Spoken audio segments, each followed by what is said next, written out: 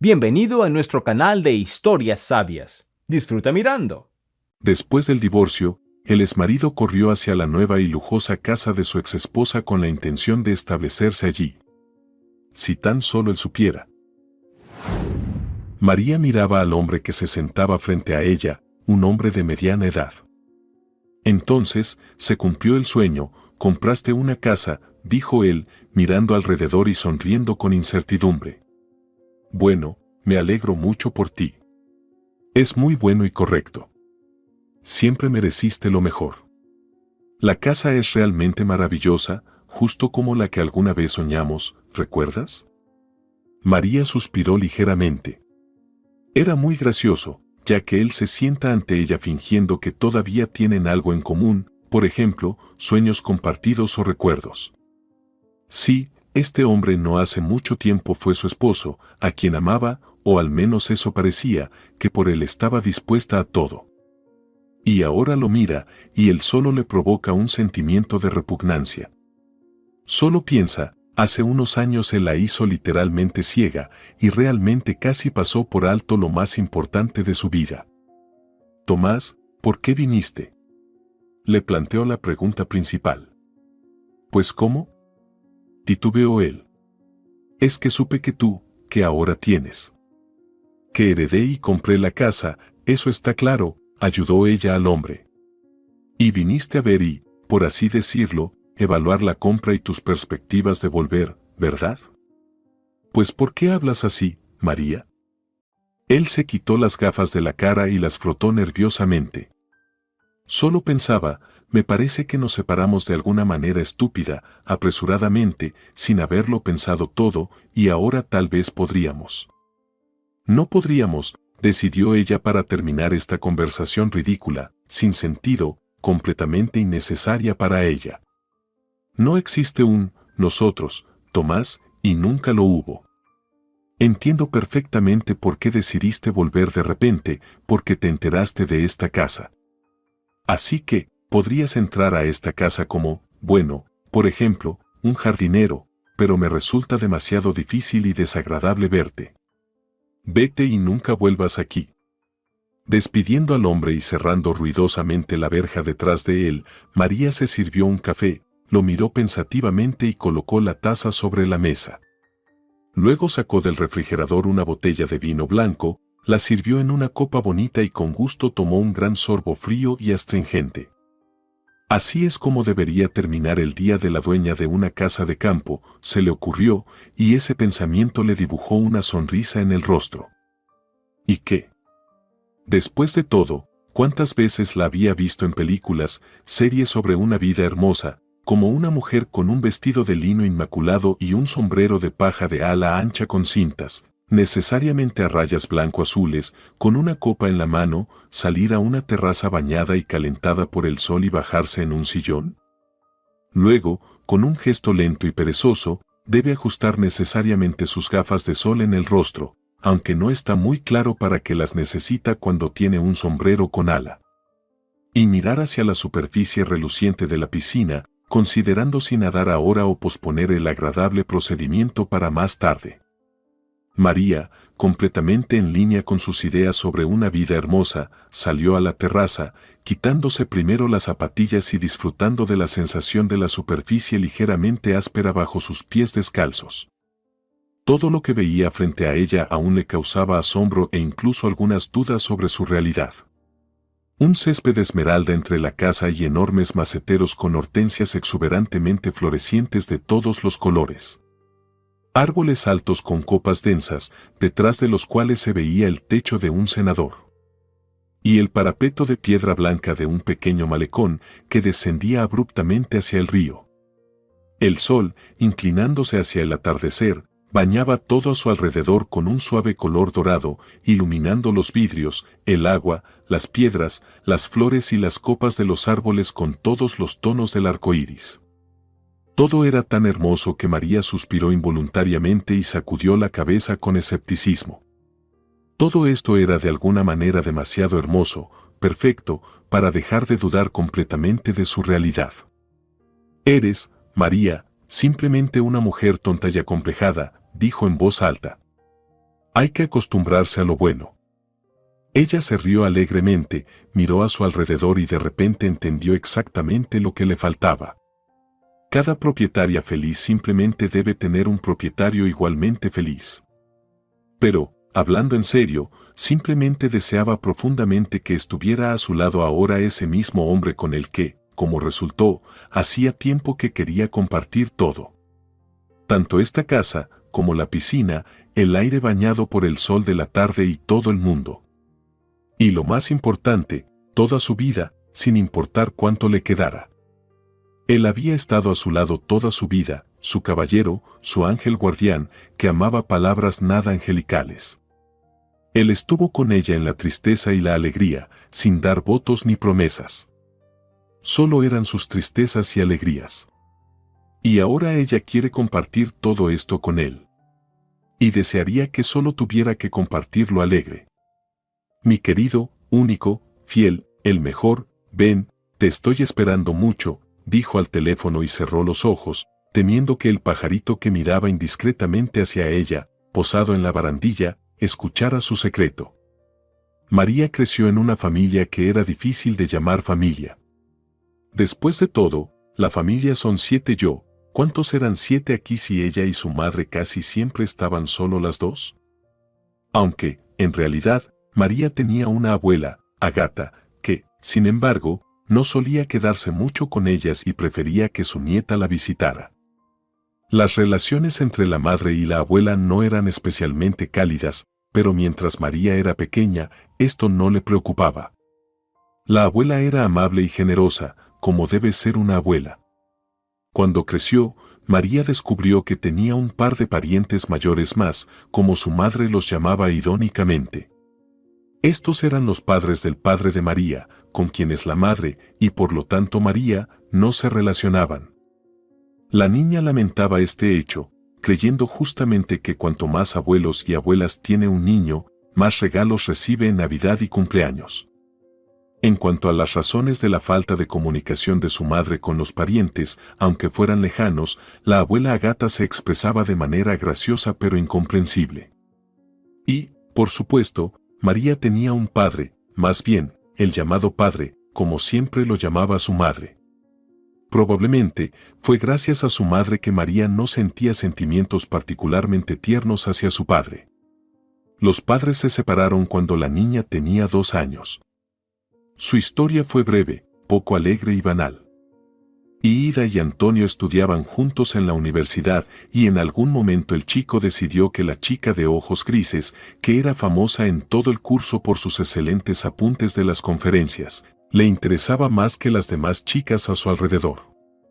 Ida no tenía nada en contra de Antonio, un chico simpático que no destacaba por talentos especiales, pero que tampoco era el último en los estudios y en las diversiones estudiantiles. La juventud, burbujeante en la sangre, el deseo por el sexo opuesto y el completo desdén por pensar en qué pasaría después, llevaron a un resultado tan inesperado como previsible. En resumen, al final de los estudios en el 5º curso, Ida quedó embarazada. Los jóvenes desconcertados pasaron por una verdadera tormenta de indignación por parte primero de los padres de Antonio y luego de la madre de Ida, quien se enojó con su hija irrazonable por el hecho de que el padre de Ida, desafortunadamente, había fallecido para ese momento. Como resultado de largos y acalorados debates, se tomó la única decisión correcta desde el punto de vista de todos: tener el bebé. Antonio valientemente se lanzó a la defensa de su diploma y a la búsqueda de trabajo para mantener a su pequeña familia, que estaba a punto de crecer con un nuevo miembro. Ida, asustada y retraída, estaba literalmente abrumada por los eventos y casi no tenía una opinión propia al respecto. Recibió su diploma de manos del decano, quien echó un vistazo involuntario a su ya redondeado y visible vientre, y se casó con Antonio Moja. Ella misma no podía entender cómo todo esto había sucedido en su vida. Era como si fuera arrastrada por la corriente, con la que claramente no sabía cómo lidiar. Sin embargo, el comportamiento decente de Antonio, sus palabras y acciones cuidadosas, y sobre todo la preparación de la boda, le infundieron cierto optimismo. Después de todo, ella se estaba convirtiendo de alguna manera en una dama adulta, casada y acomodada, y esta situación lo obligaba. Además, en general, todo lo que concierne a una boda siempre provoca un aumento del entusiasmo, alegría, y captura todo ese torbellino de preparativos felices, compras bonitas y expectativas ansiosamente felices. Así, al menos, pensaba la futura novia. Pero la realidad resultó ser muy diferente. Todo era más simple, más prosaico, más barato, y parecía destruir por completo el deseo de esperar algo en el futuro. No había ni el vestido con una falda enorme y una cola larga con los que había soñado desde los 3 años, ni las palomas blancas que ella y su elegido debían lanzar al cielo con rostros felices, ni las miradas envidiosas de las amigas, ni el pastel tan alto como ella misma, ni el coche con la capota abierta, desde el cual ella, insoportablemente hermosa, enviaba besos al aire a todos mientras partía de luna de miel. En general, no había nada de lo que había soñado y fantaseado durante muchos años. Su llamada boda con Antonio fue celebrada en un pequeño y muy modesto café, perteneciente a una amiga de su madre, y más recordaba al cumpleaños de un pariente que a un evento que, aunque remotamente, recordara la celebración de una boda según su entendimiento. La propia novia estaba vestida con un atuendo que merecía, si acaso, un lugar en alguna boda rural, y eso si la mujer se casa más de una vez y ya no le importa en absoluto lo que lleva puesto. Y Ida, por supuesto, no era del todo objetiva. En un vestido modesto pero elegante, ella se veía maravillosa y Antonio la miraba con ojos cálidos y cariñosos, claramente orgulloso de su esposa. Los invitados gritaban alegre y sinceramente, bebían y comían con gusto, y luego corrían entusiasmados alrededor de las sillas, fingiendo instrumentos musicales y explotando globos inflables con diferentes partes del cuerpo. En general, se divertían haciendo todo lo que usualmente hacen los invitados algo ebrios en las bodas, obligados por los mismos maestros de ceremonias algo ebrios. Con esfuerzos conjuntos de los familiares, principalmente de los padres de Antonio, a los jóvenes se les asignó, aunque fuera un apartamento pequeño pero acogedor, en el que la joven familia, esperando su crecimiento, comenzó a construir su vida. En el tiempo previsto, Ida dio a luz a una niña, a quien llamaron María. La maternidad se abrumó sobre la joven madre con una avalancha de pañales, alimentaciones, baños, noches casi sin dormir y una dieta muy estricta, compuesta, por desgracia, de los alimentos más odiados por Ida. Antonio, alegrándose por la llegada de su hija, actuó de manera completamente inconsciente desde el punto de vista de Ida, escapando de casa, justificándose con la necesidad de ganar dinero, y la dejó sola con todos los problemas y, sobre todo, con el bebé que lloraba sin que ella supiera por qué. «Mamá, no lo sé, todo es un poco difícil para mí, en general», confesó la hija, tartamudeando y sonrojándose tímidamente. «Bueno, ¿qué esperabas?» «Es un niño», encogió los hombros la mujer. «Incluso para una mujer madura y autónoma es difícil, y tú, además, sigues siendo en esencia una niña, te resulta aún más difícil. Pero no te preocupes, todo pasará y solo quedará lo bueno». «¿Y de dónde surgirá lo bueno?», preguntó Ida con amargura. «Lo ganarás, no lo dudes», declaró la mamá. «En cuanto a tu vida, sabes, Ida, tú misma te creaste esta vida, nadie te obligó». «Claro», como si dijeras que debía haber usado la cabeza en lugar de actuar impulsivamente, murmuró la joven madre, sin haber recibido el apoyo de su propia madre en el que tanto confiaba. «Bueno, se podría decir así», asintió la madre de Ida. «Me alegra que lo entiendas. Hijita, confía, todo estará bien». Sin embargo, la mujer decidió terminar la conversación en una nota positiva. «Lo principal es que tú y Antonio tienen una familia, tienen a María, vuestra niña, y todo lo demás es tontería». Lamentablemente, ese mismo todo lo demás resultó no ser tan trivial. Ida se sentía constantemente cansada, enferma y agotada. La niña dormía mal, lloraba constantemente y además resultó que, al parecer, las obligaciones maternas no la eximen de las obligaciones de esposa. ¿Y qué? También debo, además, lavar, limpiar, cocinar. ¿No tengo que ir a labrar vuestro huerto? Bueno, supongamos que no lavas en un hoyo helado, gracias a Dios. Nos encargaremos del huerto de alguna manera nosotros mismos, y en cuanto a la limpieza, nunca te has esforzado mucho, se rió la madre. Y en cuanto a la cocina, veo que no te esfuerzas mucho. Al mismo tiempo, ella lanzaba una mirada expresiva al yerno, que intentaba ocultar detrás de su espalda un paquete de fideos instantáneos, mientras masticaba un sándwich. Antonio honestamente intentaba, por así decirlo, suavizar las esquinas. Él mismo cocinaba la comida cuando tenía un poco de tiempo, lavaba sus propios calcetines y camisas, que, desafortunadamente, debido al estricto código de vestimenta en el trabajo, necesitaba cada día. Y también pañales y polleras para María. Salía a pasear por las tardes con la pequeñita, que dormitaba pacíficamente en el cochecito. Incluso bañaba a la niña, al principio hasta los calambres, tenso por el miedo, pero poco a poco con más confianza. Pero, a pesar de los esfuerzos heroicos del joven padre, la situación en el apartamento y en la familia solo se intensificaba. Nunca llegaron a ser verdaderamente cercanos ni personas necesarias el uno para el otro, no desarrollaron ternura ni cuidado mutuo. Obviamente, los verdaderos sentimientos entre ellos simplemente nunca existieron. Por casualidad, al encontrarse primero en un pupitre estudiantil y luego en fiestas, y más tarde en el apartamento. Juntos, de verdad, nunca lo fueron. El milagro de que el nacimiento de un niño los acercara, les diera esa verdadera unión de almas que quizás les faltaba antes, con Ida y Antonio, lamentablemente, no ocurrió. Su relación se volvió cada vez más tensa, las discusiones más frecuentes, más fuertes y más sin sentido.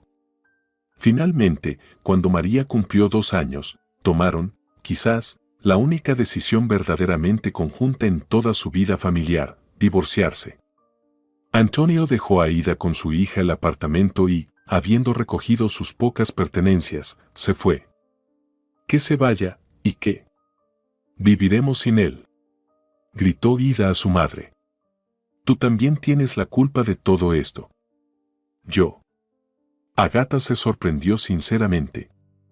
Tú, si hubieras sido una madre normal, me habrías obligado a deshacerme del embarazo. Oh, Dios mío. Al menos elige tus palabras delante de tu hija, dijo la mujer, bajando la voz y sacudiendo la cabeza. A Ada no le gustaba el papel de esposa traicioneramente abandonada y madre solitaria. Ella contaba con entusiasmo a todos los que querían escuchar sobre la naturaleza traicionera y la engañosa de los hombres en general y de uno en particular, compartía las insoportables dificultades de criar a un niño sola y, por alguna razón, encontraba placer en todo esto. Compartía abiertamente sus pensamientos sobre estos temas con su hija, sin contenerse en las expresiones. La niña no entendía la mayor parte de lo que se decía, pero asimiló firmemente una cosa: papá es una mala persona, y aunque haga algo bueno, no es de corazón, sino porque sabe que está culpable. Bueno, tú, Ida, ciertamente te has establecido bien, refunfuñó la abuela Agata. Es fácil, impunemente, regañar a Antonio, y aún más a su costa, ya que recibes dinero de él de manera constante y él te dejó el apartamento. Sabes, mamá, eso es lo mínimo que pudo hacer, dijo Ida con voz entrecortada. Por cierto, él arruinó mi vida. Sí, ambos son discapacitados, dijo amargamente la abuela y agitó la mano sin esperanza. El padre aparecía en su apartamento ocasionalmente, cada vez superando considerables dificultades en forma de cambios repentinos en la fecha de la visita, prohibiciones de venir en el último momento debido a enfermedades, asuntos urgentes y simplemente al mal humor de la madre. Parecía que gastaba todas sus energías negociando con la madre, porque cuando lograba llegar a su hija, se sentaba frente a ella vacío y perdido, sin saber de qué hablar. María también se sentía incómoda en presencia de su padre. Le parecía una persona extraña y aterradora. Antonio sonreía culpablemente, le daba un regalo a su hija y se iba. Ida les prohibía salir juntos. Por ejemplo, llevar a la niña un día libre estaba fuera de cuestión. Y después de la partida del padre, la madre estuvo enferma durante mucho tiempo y de manera demostrativa. Se ataba la cabeza con una toalla húmeda y se acostaba en el sofá, haciendo ruidos fuertes y sin elegir particularmente las expresiones, manifestándose en el sentido de todos los hombres son unos bastardos. María sentía mucha lástima tanto por su madre como por sí misma. Cuando María creció, por supuesto, intentó entender que era verdad en su familia y que no. Tu padre es una buena persona, es amable y honesto, aunque débil, perdóname, Dios mío, le decía la abuela Agata. Simplemente, si durante muchos años escuchas sobre ti mismo que tú, bueno, en resumen, que estás equivocado, tarde o temprano comienzas a creerlo por ti mismo. Y Antonio creyó que él era un mal padre. Bueno, y si es malo, entonces no tiene mucho que hacer a tu lado. ¿Entiendes? ¿No entiendes? Bueno, crecerás y lo entenderás. Antonio continuó pagando dinero incluso después de que María cumpliera 18 años. Además, pagó tutores que la chica necesitó para prepararse para ingresar a la universidad, el vestido para la fiesta de graduación y los gastos del banquete. Pero sus pecados a los ojos de Ida, y por lo tanto, a los ojos de María, eran demasiado grandes como para que esas tonterías los compensaran. Además, el padre tenía otro crimen en su historial, mucho más grave que todos los demás. Eso no se puede remediar con dinero, al menos con el que le enviaba regularmente a la cuenta de su exesposa. María no era una belleza, o mejor dicho, era bastante bonita para una niña pequeña, pero al crecer no podía evitar ver sus evidentes defectos.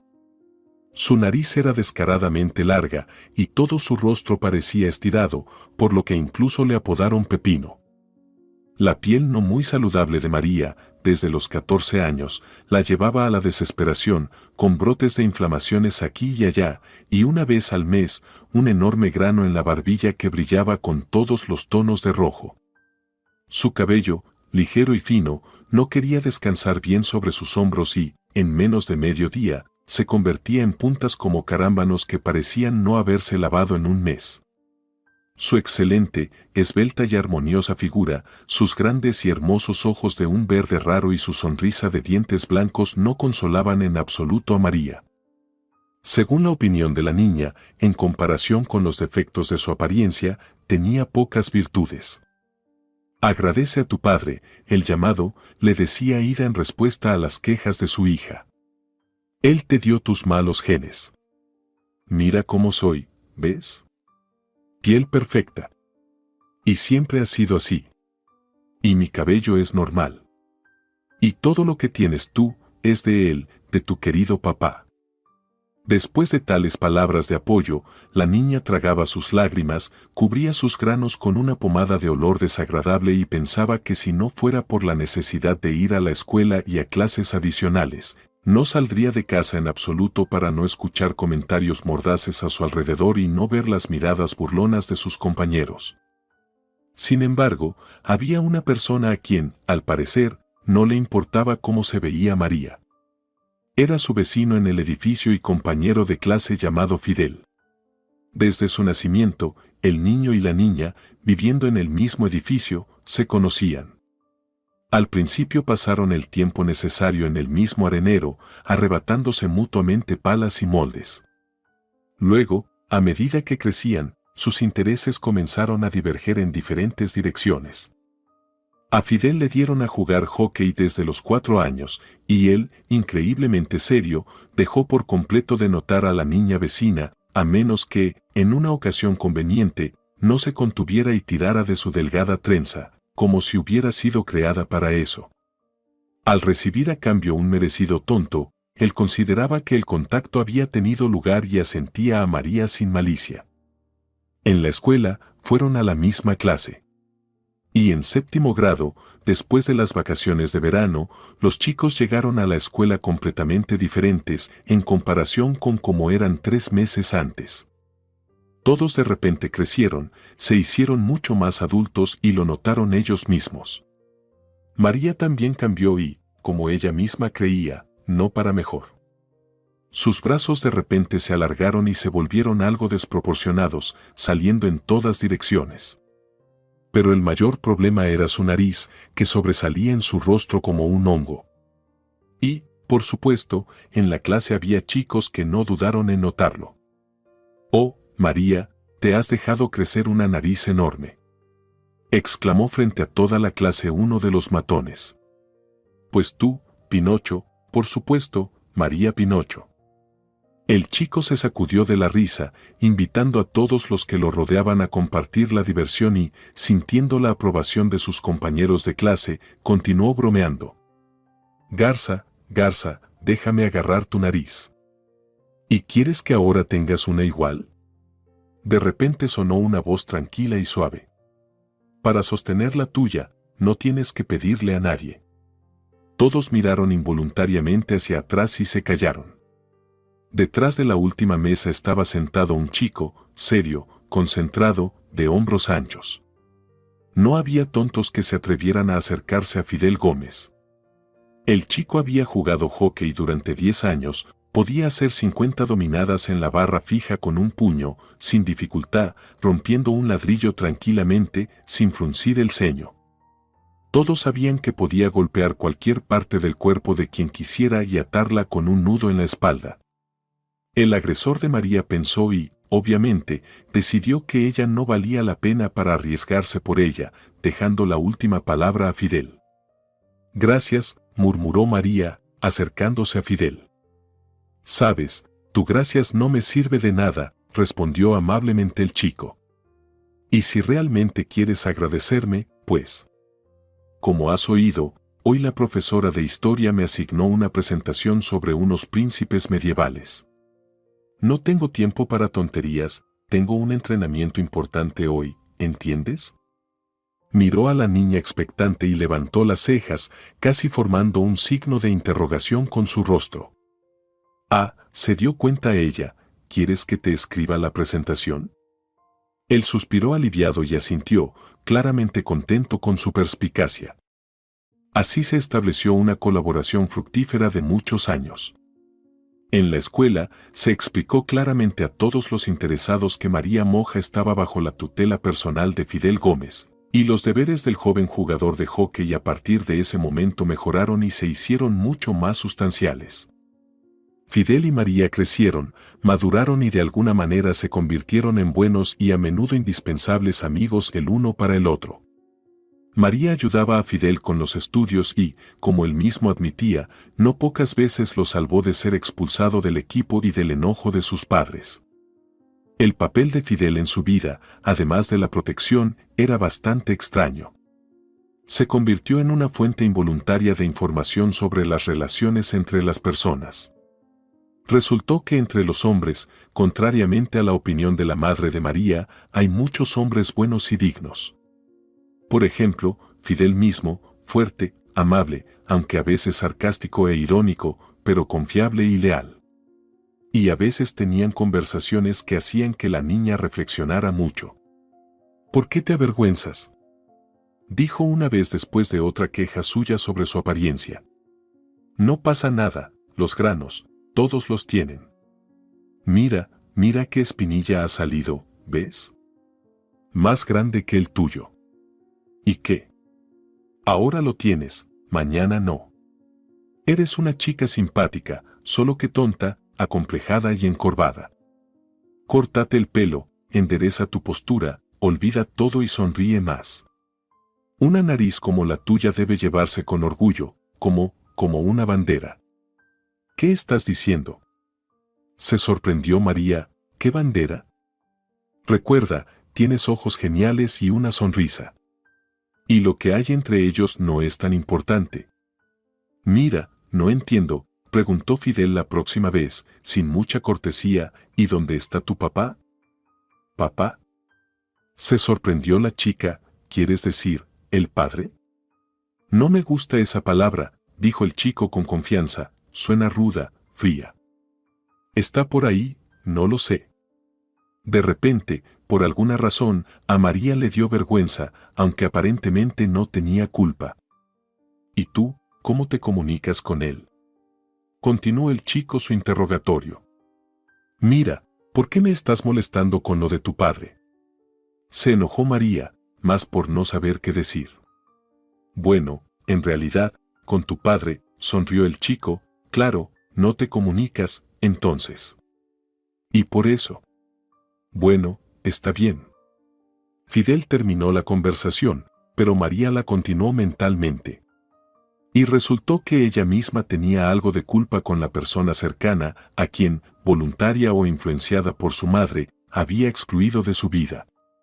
La abuela Ágata, ya bastante anciana, también añadía periódicamente sus argumentos sobre este tema. ¿Entonces no te ves con tu padre?, preguntaba gruñón ella. Bueno, mira, pronto moriré, y tienes otra abuela por ahí rezagada en el mundo. Abuela, ¿por qué siempre me reprochas así? Se indignó la chica. Si somos como somos, ¿por qué él, bueno, el padre, no viene por sí mismo, no llama? Entonces, respóndeme. ¿No puedes? Pues te diré, porque no le sirvo. Entonces, ¿para qué voy a correr tras él? ¿Qué, dirás que estoy equivocada? Puede que tengas razón, suspiró la anciana, y Antonio, a su manera, probablemente tiene razón. Pero juntos, ambos están equivocados. Con la abuela se veía rara vez, pero veía a Fidel casi todos los días, y de alguna manera, él se convirtió en su principal interlocutor y consejero. Incluso sobre el vestido para la fiesta de graduación escolar, María acudió a Fidel para pedir consejo. La abuela Ágata solo asintió con la cabeza, sin sorprenderse demasiado. Bueno, abuelita, murmuró la chica avergonzada, bueno, él es, al fin y al cabo, un hombre de verdad, ¿quién mejor que él para valorar? Claro que sí, asintió la abuela, solo que, Fidel, un hombre de verdad, no cualquier hombre. Ojalá tú misma lo entendieras. Este verde, claro, declaró Fidel con confianza, mirando las opciones que le habían presentado para evaluar, tus ojos en él son como faroles verdes, solo quita esa estúpida flor, no la necesitas aquí. Y no te encorves, ¿cuántas veces te lo tengo que decir? Pasando por alto el dudoso cumplido sobre sus ojos de farol, María siguió estrictamente todas las demás recomendaciones de Fidel. Quitó la flor, levantó la nariz, enderezó la espalda, se cortó el pelo. Y se veía extraordinariamente bien. Fue un verdadero primer éxito. Incluso aquellos que pensaban que Moja, con su cerradura en lugar de nariz, no podía despertar interés ni competir, la miraban asombrados. En la fiesta de graduación, Fidel vigilaba atentamente para que nadie lastimara a su mejor amiga al despedirse. Sin embargo, María ya no era la misma que antes. Ella estaba mucho más segura de sí misma. Oye, Moja, tú esto. María, en resumen, perdóname, ¿vale? Bueno, fuiste tonta, ¿no? Alrededor de la chica se retorcía y sonrojaba su viejo enemigo. El inventor de apodos ofensivos Pinocho y Garza, con quienes había compartido muchos años escolares. Está bien, lo olvidamos, perdonó generosamente a su agresor. Y no vio como Fidel Gómez, que los observaba atentamente, asentía con aprobación con la cabeza. Los chicos terminaron la escuela y se dispersaron en diferentes direcciones. Fidel, dejando el hockey, ingresó a alguna universidad técnica y María fue a la Facultad de Derecho. Los estudios en la universidad le resultaban bastante fáciles a María. Claro que todavía le faltaba llegar a ser la primera belleza del curso, pero ella misma ya no era una chica acomplejada y siempre sufriendo por sus defectos. Las palabras pronunciadas hace mucho tiempo por Fidel sobre que la nariz debe sostenerse con orgullo, como una bandera, la divertían constantemente y le ayudaban en momentos difíciles. María no tenía escasez de amigos, vivía una vida universitaria alegre con constantes fiestas, reuniones y tertulias.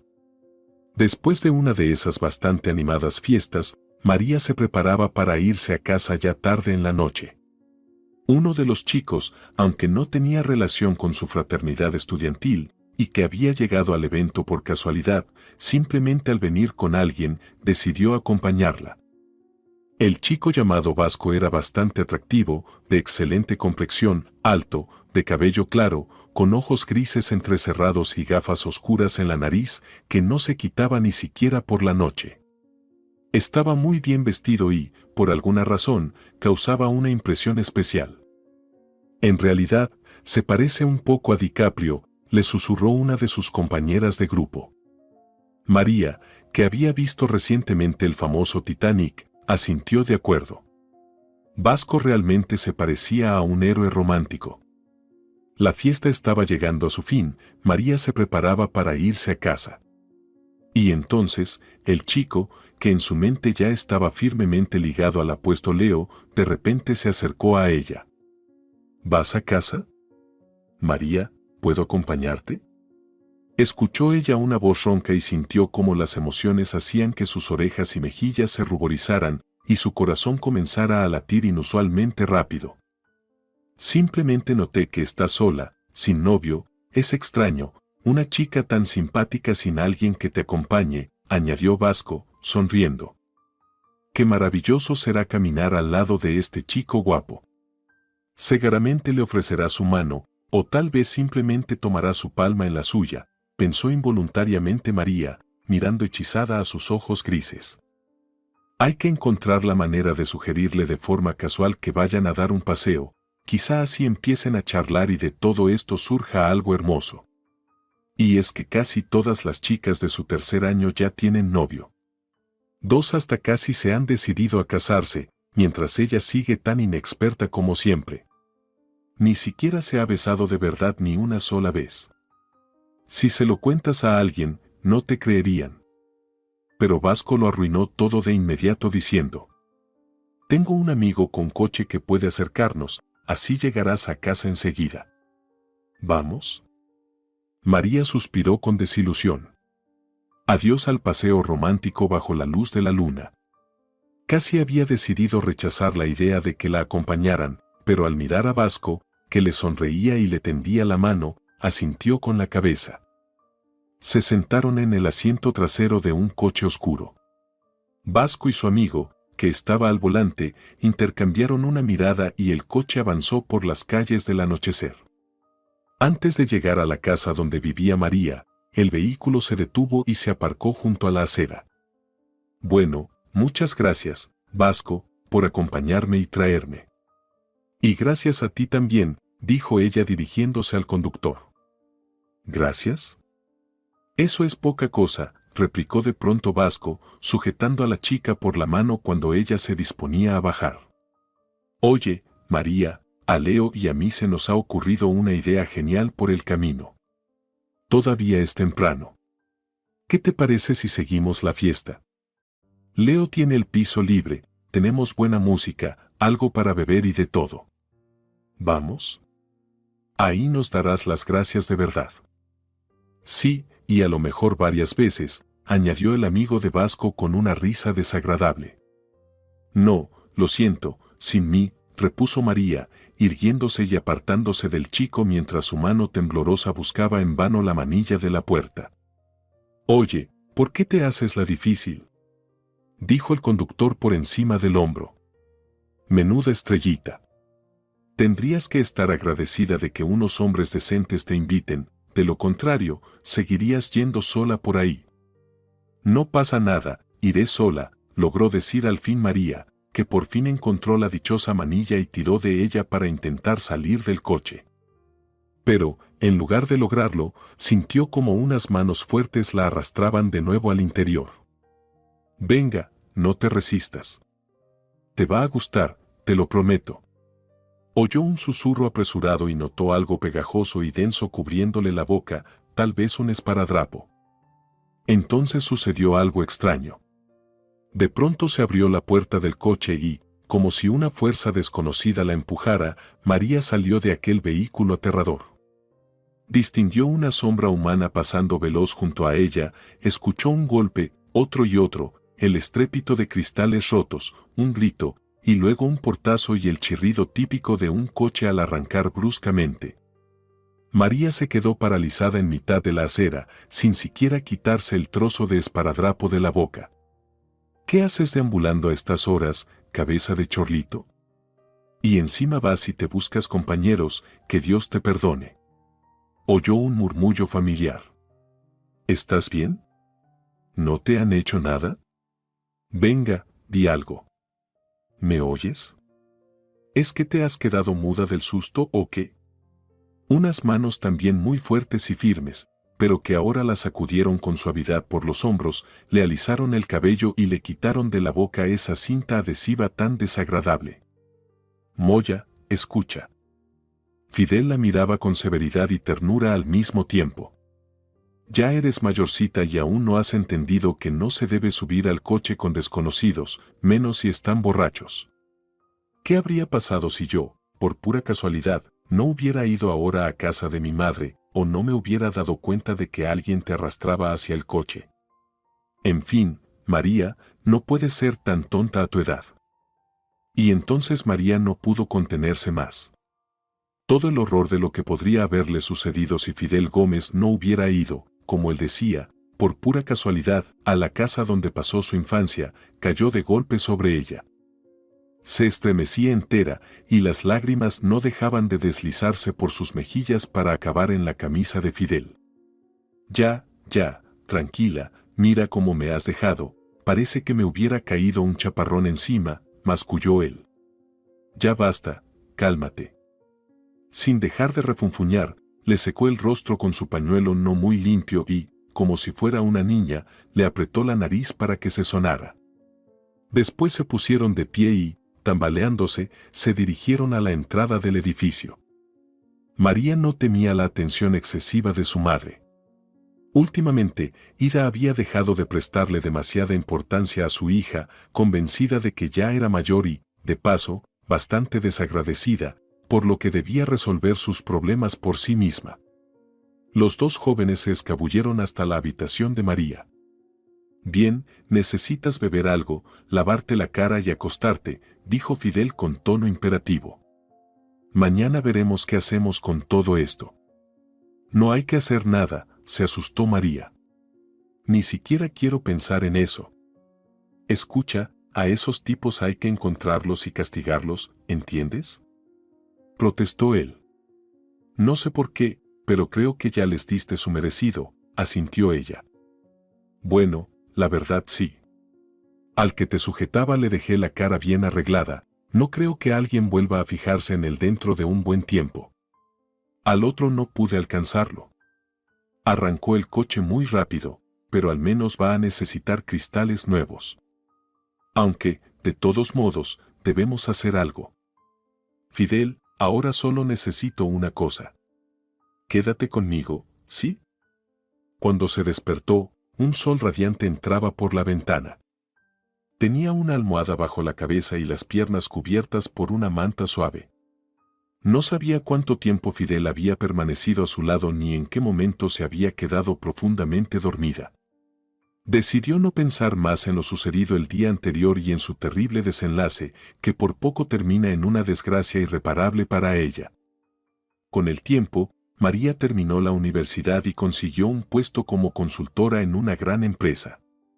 Su carrera despegó rápidamente y, pocos años después, dirigía con éxito el departamento jurídico, gozaba de un gran prestigio ante la dirección y cobraba un salario muy digno. Con lo que ganaba, logró adquirir en poco tiempo una vivienda pequeña pero más que aceptable, y sobre todo suya, además de un coche. Y cada vez que necesitaba consejo o ayuda, sin pensárselo dos veces, acudía a su, en el fondo, único amigo de verdad. Fidel organizó la reforma de su piso y, él mismo, se encargó de trasladar los muebles y todas sus cosas a la nueva vivienda. Además, no dejó sola a la inexperta inquilina con sus múltiples problemas.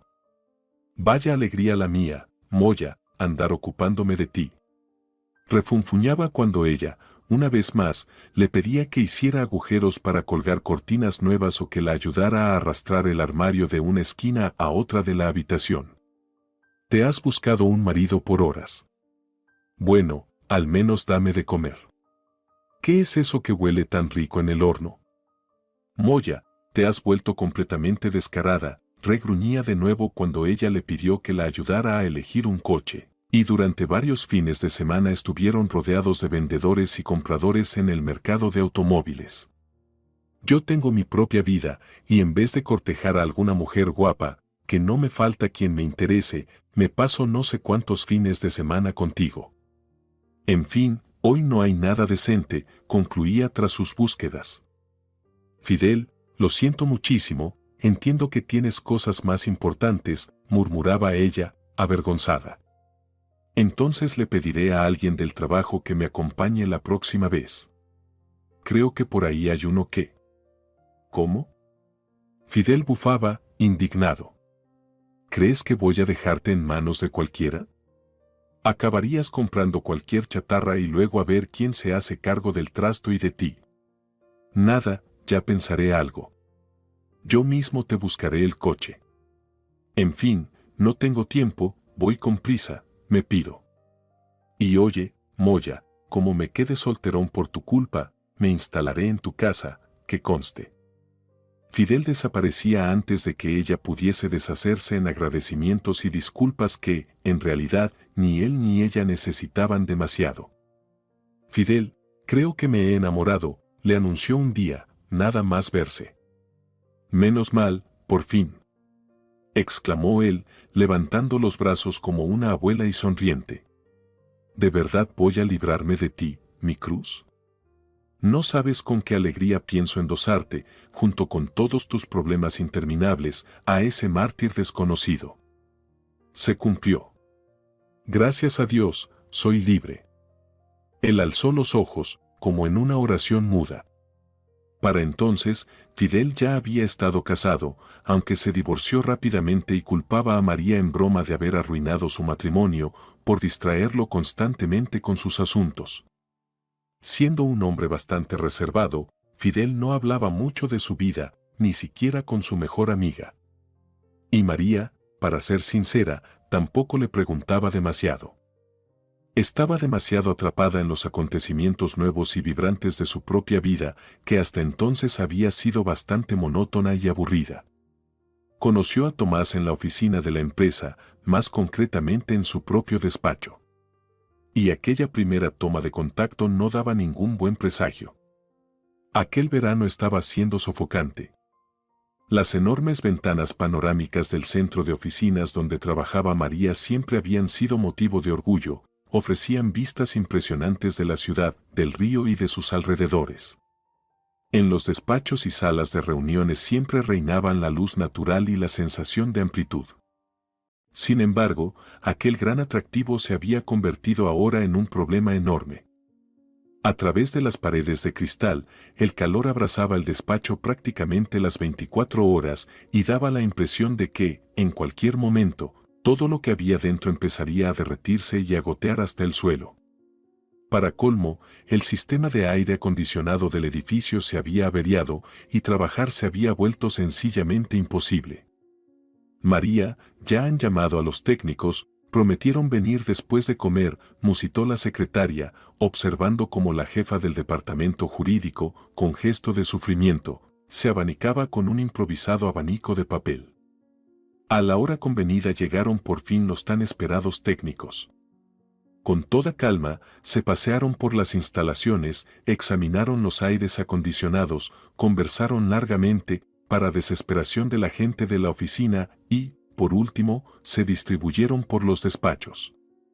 A María le tocó un hombre bajo, fornido, moreno y con gafas. «Lo voy a desmontar», gruñó, mirando el aparato de aire acondicionado que colgaba cerca de la ventana. Y, con paso lento, se acercó a la ventana. «¿Podría ir un poco más deprisa?», preguntó María, irritada. «Es que es imposible trabajar ni siquiera respirar». «Bueno, beba un poco de agua», resopló el técnico. El calor asfixiante, el aire viciado, la blusa pegada a la espalda sudorosa y la familiar sensación de que estaba a punto de salirle un grano en la barbilla atormentaban a María. Además, tenía entre manos un contrato importante que presentar al director en un par de horas y no terminaba de encajar. Por eso, la respuesta, en el fondo bastante inofensiva, del hombre provocó en la habitualmente contenida y correcta María una reacción para nada razonable. ¿Pero quién se cree usted que es? ¿Se ha vuelto loco o qué? No sé ni lo que le voy a hacer. Lo que me faltaba, que un simple fontanero me diera consejos. Gritó María, fuera de sí. Lo único que hice fue darle un pequeño consejo, respondió él con calma, sin inmutarse ante su ataque de histeria. Y, por cierto, no soy ningún tonto. María se quedó sin aliento, resopló y salió del despacho. Cuando regresó, el aire acondicionado zumbaba pacíficamente en la esquina, bajo el techo, enviándole una agradable brisa de aire fresco. Se dejó caer en la silla y cerró los ojos con alivio. Entonces, al sofocante calor que acababa de pasar, le siguió otro tipo de ardor, la vergüenza. ¡Qué horror! Había gritado a un hombre que no tenía ninguna culpa, que además solo estaba haciendo su trabajo. Había chillado como una verdulera. ¡Qué bochorno! Ojalá nadie lo hubiera oído. Al menos no volvería a ver a aquel tipo nunca más. Sin embargo, lo vio literalmente al día siguiente. Para su gran asombro, María se lo encontró en el aparcamiento, junto a su coche, esperando pacientemente a que terminara su jornada. Eso sí, tardó en reconocerlo, en su despacho lo había visto con un mono de trabajo y una gorra de béisbol. Ni tenía tiempo ni ganas de fijarse entonces en su aspecto. Lo único que recordaba era que el técnico no estaba afeitado, lo que la había irritado aún más en aquel momento. Ahora, en cambio, en el estacionamiento tenía ante sí a un hombre que parecía completamente diferente. A pesar del calor, vestía un traje clásico que le sentaba de maravilla y una camisa clara. Y daba la impresión, no, se veía claramente, de que, incluso dentro de aquella ropa oscura y gruesa, estaba fresco y lleno de energía. El rostro bien afeitado, el cabello oscuro cuidadosamente peinado mechón a mechón y unas gafas ligeras en una montura fina completaban el conjunto. Pero lo más sorprendente era el fastuoso ramo de rosas de un color rojo oscuro que sostenía entre sus manos. A lo largo de su vida adulta, María había recibido flores en más de una ocasión. Amigos, colegas y jefes le habían regalado ramos por diversos motivos y celebraciones. El mismo Fidel, cada año, le traía puntualmente el día de su cumpleaños un gran ramo de crisantemos de colores. Un par de veces recibió unos cestos de flores descomunales, tanto en tamaño como en precio, para celebrar ciertos contratos muy exitosos que había conseguido la empresa. Pero todas esas flores no eran lo mismo. Les faltaba lo principal, esa mirada masculina seria e interesada que debe acompañar al ramo. Y ahora, allí estaba, muy seria y muy interesada. María. La voz de él sonaba también diferente, firme, tranquila y muy agradable. María, disculpe que la aborde así en la calle, pero pensé que de otra forma no tendría oportunidad de conocerla. Decidí ir por el camino más directo. Tenga, estas flores son para usted, y yo me llamo Tomás. Vaya, sí, gracias, es tan inesperado y extraño, fue lo único que alcanzó a balbucear. La verdad es que ayer me comporté fatal, me da vergüenza solo de recordarlo. Bueno, entiendo que la de ayer en el despacho no era usted en realidad, sonrió él de pronto, con calidez. Era solo una mujer agobiada por el calor y las preocupaciones. Quisiera invitarla a un sitio maravilloso que hay aquí cerca.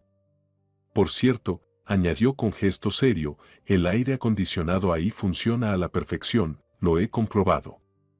Su relación avanzó increíblemente rápido, pero de una forma sorprendentemente serena. Tomás cortejaba a María con constancia, la llamaba a diario, la recogía a la salida del trabajo, le regalaba flores, la llevaba a restaurantes, le decía las palabras justas y bonitas, le besaba la mano al despedirse. Sin embargo, no se parecía en nada al hombre enamorado que María había imaginado. Claro que su experiencia en cuestiones amorosas era mínima, por no decir casi inexistente. Aún así, la contención y la seriedad de Tomás, a veces, la desconcertaban. María, soy un hombre adulto, le explicó Tomás, que le sacaba 10 años. Y, para ser sincero, de romántico no tengo mucho. Te quiero, créeme, y quiero que te cases conmigo. Tal vez debería decir todo esto de otro modo, con otra cara y otro tono, pero hazme el favor de disculparme, es lo mejor que sé hacer. No soy un romántico. Fidel, ¿qué hago? Corrió a preguntarle a su viejo consejero y paño de lágrimas. Vaya, Moya, ¿qué cosas me preguntas? Se mofó Fidel. ¿Cómo voy a saber yo qué tienes que hacer? ¿Le quieres? Le quiero, respondió María con convicción, asintiendo. Claro que le quiero, qué duda cabe. Por primera vez en mi vida he encontrado un verdadero hombre. Fidel dio un respingo extraño y miró a su amiga con atención. Si estás segura de que le quieres, cásate con él, no hay más que pensar, murmuró, y añadió en voz más baja algo que María, concentrada en sus emociones, no llegó a oír. Y quizás así yo también pueda respirar un poco más tranquilo. María aceptó la propuesta de Tomás y fijaron la fecha de la boda. ¿Invitaste a tu padre a la boda? Le preguntó de repente Fidel, en pleno frenesí de los preparativos. ¿Y eso por qué motivo? Se extrañó María. La última vez que lo vi fue hace unos 5. No, 6 años. Bueno, pongamos que eso no te deja muy bien parada como mujer inteligente, gruñó Fidel. Mira, Moya, sé justa. Te espera un acontecimiento importantísimo. Si ese tal Tomás resulta lo bastante paciente como para aguantarte, puede que sea el único evento de este tipo en toda tu vida. ¿Y quieres ocultárselo a tu propio padre? Fidel se encogió de hombros. ¿De verdad sigues resentida con él después de tantos años? Pues eso quiere decir que eres más tonta, acomplejada e ingrata de lo que pensaba. Y es una pena. María, francamente, se molestó con Fidel en ese momento. Pero ¿cómo podía decir semejante cosa? ¿Por qué tenía que invitar a su fiesta a alguien que, en esencia, le era un completo extraño? Y encima, seguro que tendría que ver la cara ofendida de su madre. Ay, desde luego, sería un problemón que podría acabar en escándalo. No, de ninguna manera iba a convertir el día más importante de su vida en un circo. Sin embargo, las palabras de Fidel se le quedaron clavadas en la cabeza. Y, unos días antes de la boda, maldiciéndose por su debilidad, marcó un número al que jamás había llamado por voluntad propia. Era increíble, pero él parecía estar esperándola, aunque aquello fuese imposible. Al parecer, ni siquiera había terminado de sonar el primer tono cuando oyó una voz masculina, algo ronca y casi olvidada. Sí, hola. Hola. María. ¿Eres tú? En su voz había tal esperanza y, al mismo tiempo, tanto miedo a equivocarse, que ella se sintió incómoda. Sí, soy yo. Hola. No pudo pronunciar esa palabra tan simple y fácil, papá. Pero tampoco quería soltar aquel padre tan frío y distante del que le habló Fidel tiempo atrás. Hija mía, cuánto me alegra que hayas llamado. Hacía tanto que deseaba verte, o al menos oírte. No te lo vas a creer, pero hoy precisamente estaba pensando en ti. Bueno, la verdad es que pienso en ti todos los días. Y de pronto llamas. Se notaba que Antonio hablaba con prisa, como temiendo que en cualquier momento ella colgara y no le diera tiempo a contarle todo lo que quería decirle. Sí, claro, mira, quería decirte algo. Verás, es que, me voy a casar, interrumpió ella, maldiciendo las ideas absurdas de Fidel y su propia obediencia igual de absurda. Se preguntaba cómo iba a salir de esta si aquel supuesto pariente cercano exigía una invitación a la boda. ¿Te casas? ¡Oh, qué maravilla! Cuánto me alegro por ti, de verdad. Estoy seguro de que serás muy feliz. Su voz se quebró sospechosamente, pero después de unos segundos volvió a sonar con normalidad. María, hija, te agradezco tanto que simplemente me hayas llamado y me lo hayas dicho. Y, por supuesto, me encantaría felicitarte. Vaya, ya empezó, pensó ella con tristeza, imaginando la cara de su madre cuando él apareciera en la fiesta. Pero, hija, naturalmente, entiendo que mi presencia en tu boda será inapropiada, tal vez. Y a ti misma te resultará incómodo, lo entiendo todo. Bueno, ¿y por qué dices eso? Intervino María, atónita sin poder evitarlo. No, claro, no debo presentarme en la boda, pero aún así me gustaría, si fuera posible, poder felicitarte de alguna manera, verte con tu vestido de novia. Él calló de pronto, pero era un silencio especial y vibrante, como si se contuviera con todas sus fuerzas para no dejar escapar las palabras y emociones que pugnaban por salir. Sí, de acuerdo, lo pensaré y te llamaré. Ya quedaremos en algún sitio, dijo ella y, de repente, sintió un nudo en la garganta y un escozor en los ojos. Se encontró con su padre el día de su boda, en el lugar previamente acordado de camino al restaurante. Esperaba aquel encuentro con temor, pues no sabía cómo sería él ahora, cómo se comportaría ni qué impresión causaría aquello en Tomás. Y si, al bajarse del coche, la abrazaba un vagabundo tembloroso, proponiendo celebrar el gran día en mitad de la calle compartiendo una botella. Vaya forma de presentarle a su padre. María, apoyada en el brazo de su flamante esposo, salió del coche y alisó los pliegues de la voluminosa falda.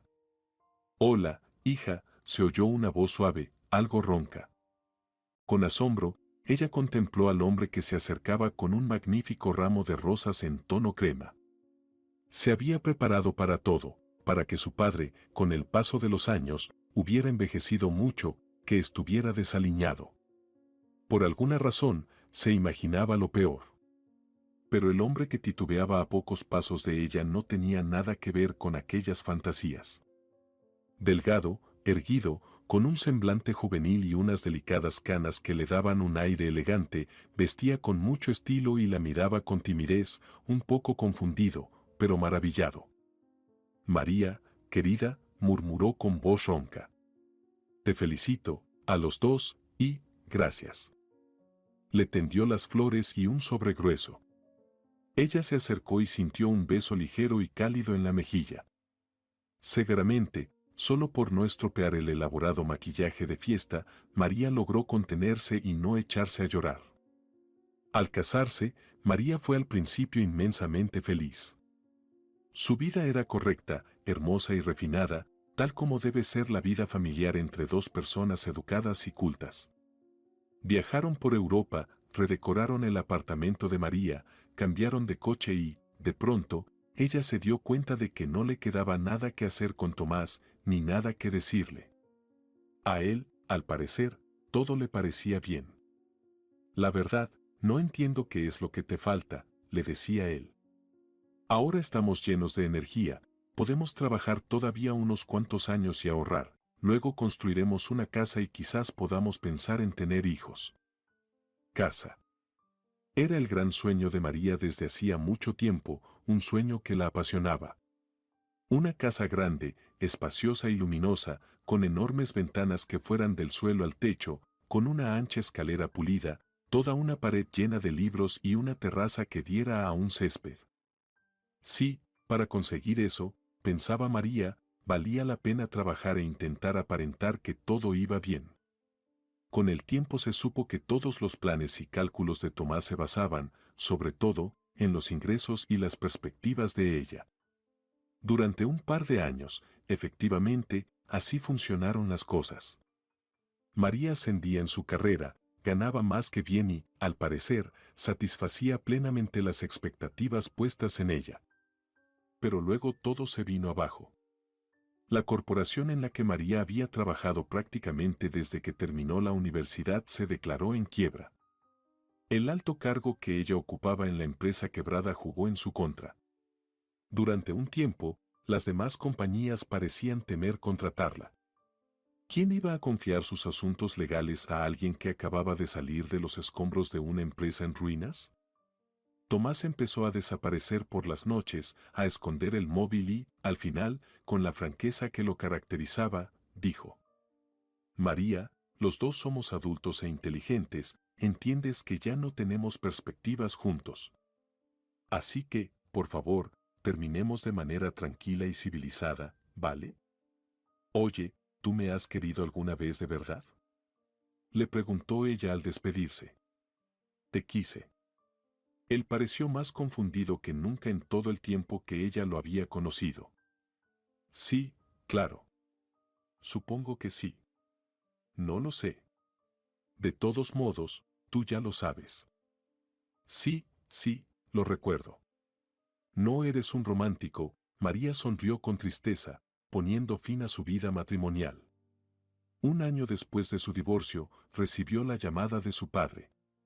Esta vez no fue un suceso inesperado, sino más bien bienvenido y casi habitual. Desde el día de su boda, al principio de forma esporádica y casi accidental, y luego con más frecuencia, habían empezado a hablarse y a verse. Tal vez ella misma no se dio cuenta de cómo esas llamadas y encuentros llegaron a ser necesarios e importantes para ella. Era como si, por fin, se cerrara esa fea herida abierta en su vida, por la que siempre se filtraban el frío y el rencor. María. Su padre, que caminaba a su lado por la alameda del parque, tenía el mismo aspecto de siempre, tranquilo, contenido y elegante. Tengo que decirte algo. Venga, sentémonos aquí. Le tocó suavemente la manga y señaló un banco con la cabeza. Al acomodarse, ella de pronto tuvo la impresión de que él se quedaba ligeramente sin aire. Verás, hija mía. Guardó silencio por un instante y la miró con unos ojos serenos y cálidos. No estoy del todo bien de salud. O mejor dicho, por así decirlo, no estoy nada bien. En fin, me queda poco tiempo. Según mi doctor, tal vez unos 3 o 4 meses. No, María, no me mires con tanto horror, por favor. Él levantó las manos con un gesto suplicante. Sé que te he asustado, lo entiendo, pero no encontré otra forma de decírtelo. Así que he decidido decirlo así, sencillamente y de frente. Papá, susurró ella, al fin pronunciando aquella palabra tan simple y cálida como es posible. Ahora ya no me da miedo irme, sonrió Antonio. Murió 4 meses después, tal como lo habían pronosticado los médicos, con tranquilidad y paz, sonriendo y sosteniendo la mano de su hija. En algún momento se supo, casi de pasada, que los años transcurridos desde el día en que Ida le cerró la puerta no habían sido en vano. Resultó que Antonio era un hombre bastante adinerado y, al no tener a nadie más en el mundo aparte de María, naturalmente le dejó todo a su hija. Después de enterrar a su padre, ella se sentó, conmocionada, ante la mesa y miró con temor al hombre que deambulaba frente a ella. «¡Qué harta me tienes, Moya!», decía Fidel Gómez con enojo. «Toda la vida sin dejarme en paz. Has recibido tu herencia, alégrate, ¿por qué esa cara? ¿Qué más quieres de mí?». «Pues no lo sé, Fidel.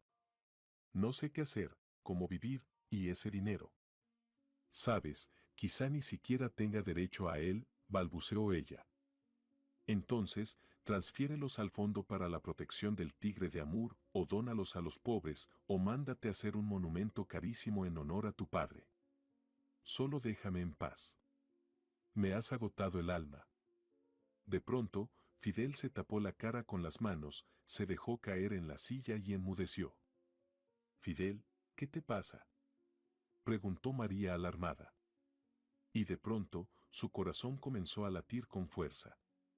Comprendió que no tenía a nadie más cercano ni más querido que aquel hombre desaliñado, de anchos hombros y manos enormes que estaba frente a ella.